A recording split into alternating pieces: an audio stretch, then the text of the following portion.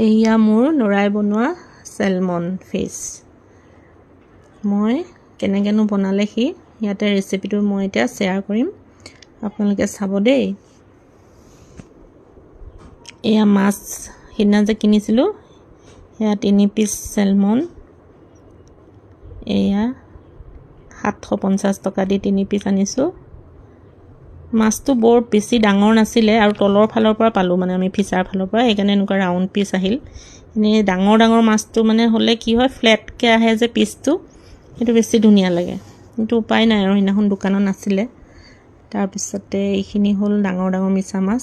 এই মিছা মাছৰ এই পিঠিখনত এডাল ক'লা সূতাৰ নিচিনা থাকে, সেইডাল আমি আহিলে ঘৰত কেতিয়াবা চাফা কৰি লওঁ। এইবাৰ মানে সিহঁতে ক্লিন কৰিয়ে দিছে পূৰা ধুনীয়াকৈ ধুই ল'লোঁ। এই চাফাই থাকে মানে, ধুই মেলিয়ে দিয়ে।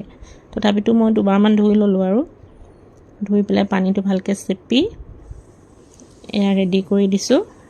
সি খালি বনাব, বাকী কটা মেলাখিনি সি নিজৰ মতে কৰি ল'লে। এইবিলাক নহৰু ক্ৰাছ কৰি লৈছে। মই ক'লোঁ চপাৰত মাৰি দিওঁ দিয়া, বোলে নালাগে, এনেকৈহে ভাল হয়, একদম একো মাতিবলৈ নিদিয়ে আৰু চব নিজে কৰিব মানে। নহৰুটো অলপ বেছিকৈ লাগে।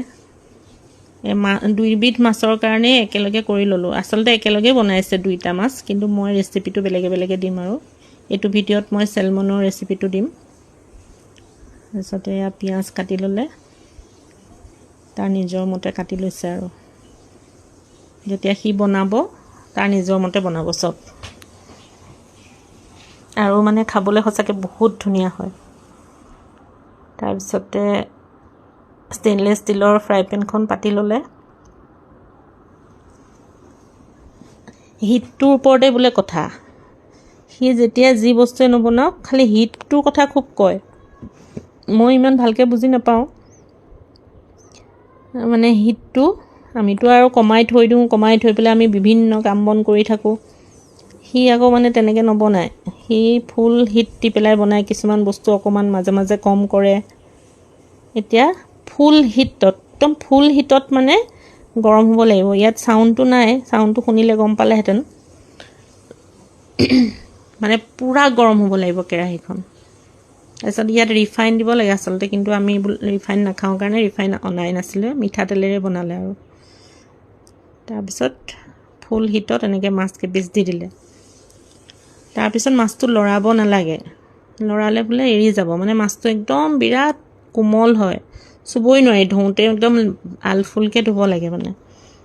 এতিয়া এনেকৈ থৈ দিব লাগিব অলপ সময়। তাৰপিছত অকণ অকণ এনেকৈ চাবলৈ গৈছে, মানে চুই এৰিছেনে নাই তলৰ পৰা।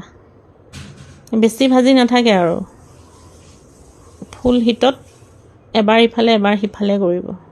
এইয়া চাওক, একদম পূৰা ৰঙা হৈ যোৱাৰ পিছতহে লুটিয়াইছে, দেখিছেনে?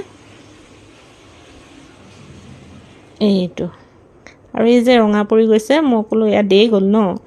হেত নহয় অ' মা, এইখিনিয়ে চবতছে ধুনীয়া হ'ব খাবলৈ, ওপৰৰ পৰা ক্ৰিস্পি আৰু ভিতৰটো কোমল হয় বোলে। তাৰপিছত এইটো এনেকৈ থৈ দিলে, তেলখিনি শুহি গ'ল। এতিয়া আকৌ নলৰাই আৰু, এতিয়া এনেকৈ থৈ দিব। আকৌ এইটো ছাইডো ধুনীয়াকৈ ক্ৰিস্পি হৈ যোৱাৰ পিছতহে লৰাব। অকণ অকণ চুই চাইছে, মানে তলৰ পৰা এৰিছেনে নাই কেৰাহীটোৰ পৰা। তাৰপিছত অলপ নিমখ ছটিয়াই দিলে, এবাৰ ইফালে এবাৰ সিফালে দুবাৰ নিমখ ছটিয়াই দিছে। আগতে সানি লোৱা নাই নিমখটো। তাৰপিছত এইটো আনচল্টেড বাটাৰ দি দিলে। বাটাৰটো কিন্তু আনচল্টেড দেই, চল্টেড বাটাৰটো নহয়। বাটাৰখিনি দি দিলে। এতিয়া বনাওঁতে সি কৈ আছিলে, কিন্তু মই ভইচ অভাৰ কৰি দিছোঁ আৰু। তাৰপিছত বাটাৰখিনি গলিবলৈ দিলে, এতিয়াহে লৰাইছে চাওক মাছটো। এইখিনি মই অকণমান ফাষ্ট ফৰৱাৰ্ড কৰি দিছোঁ, অলপ সময় লাগিছিলে। এতিয়া লৰাই দিলে, এতিয়া আকৌ লুটিয়ালে, মানে এতিয়ালৈকে দুবাৰ লুটিয়ালে আৰু। এইটো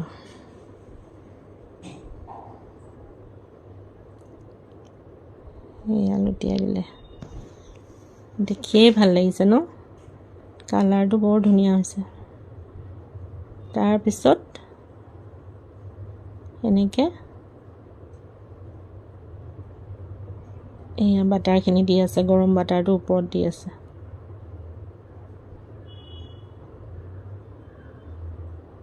এইটো বাটাৰ বাষ্টিং বুলি কয়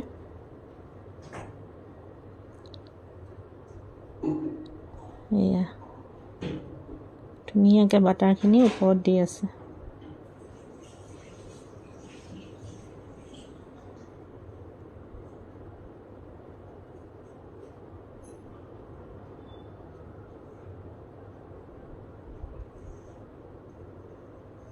খাবলৈ ইমান ধুনীয়া হয় নহয়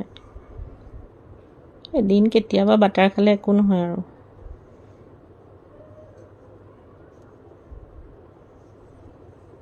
আকৌ এবাৰ লুটিয়াই দিলে চাওক তলটো কেনেকুৱা ধুনীয়া কালাৰ আহিছে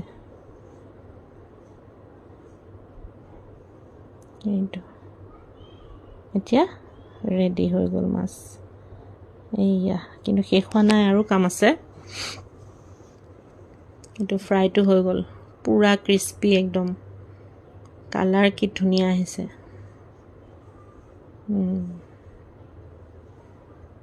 এতিয়া এই যে সেইখিনি সি মোক কৈছে আৰু এইখিনি যে দে গৈছে সেইখিনি ধুই পেলাব নালাগে সেইখিনিয়ে বোলে আচল মানে কেৰামেল মানে কালাৰটো আনিব তাতে একো দিয়া নাই আৰু তাতে নহৰু দি দিলে আৰু তেল বাটাৰ একো দিয়া নাই আৰু সেই দে যোৱাখিনি যে সেইখিনি থাকিব লাগিব মানে তাতে নহৰুখিনি দি দিলে আৰু অলপ পিঁয়াজ দিলে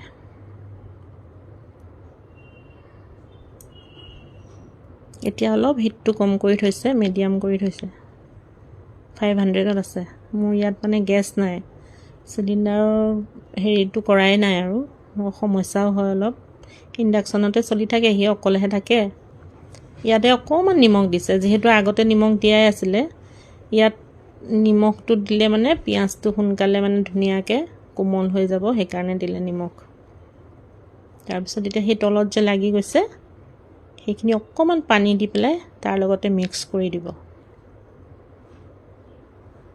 সেয়া ধুনীয়াকৈ এইখিনি এৰি গ'ল আৰু অকণমান মাজতে ধনিয়া কাটি ল'লেহি বেছি নালাগে বোলে অকণমান ধনিয়া লাগে দুডালমান তাৰপিছত এতিয়া ইয়াত দিব এইটো গাখীৰ এইটো টেট্ৰা পেকৰ গাখীৰ ইয়াত এনেকৈ পায় এনেকুৱা পেকেট পায় মানে থ'বলৈ বৰ ভাল এইটো গাখীৰ দিলে অকণমান তাৰপিছত এইখিনি অলপ সময় উতলাই অকণমান এতিয়া জালুকৰ গুড়ি দিছে দেই অকণমান বেলেগ একো নাই আৰু মা মছলা ইয়াত তাৰপিছত অলপ ক্ৰীম দিলে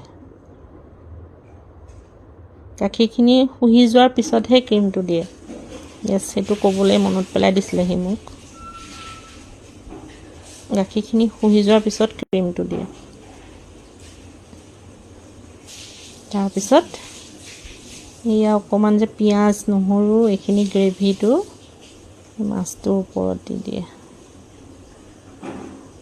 একদম গৰম গৰম ভাত অকণমান দালি পাতলকৈ আৰু ইয়াৰে মাছ ফ্ৰাই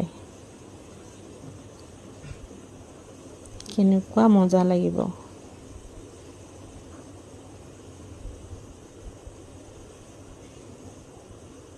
দেখিয়ে ভাল লাগিছে নহয়নে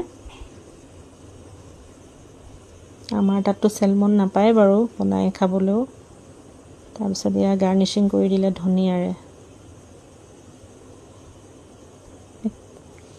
সেয়া ৰান্ধনি হাঁহি মাৰি দিলে আৰু অকণমান থাকি গ'ল সেইটো কাষতে দি দিছে আৰু তাৰপিছত এয়া চাওক ভাতৰ লগত মই ধুনীয়াকৈ সজাই দিলোঁ খাবলৈ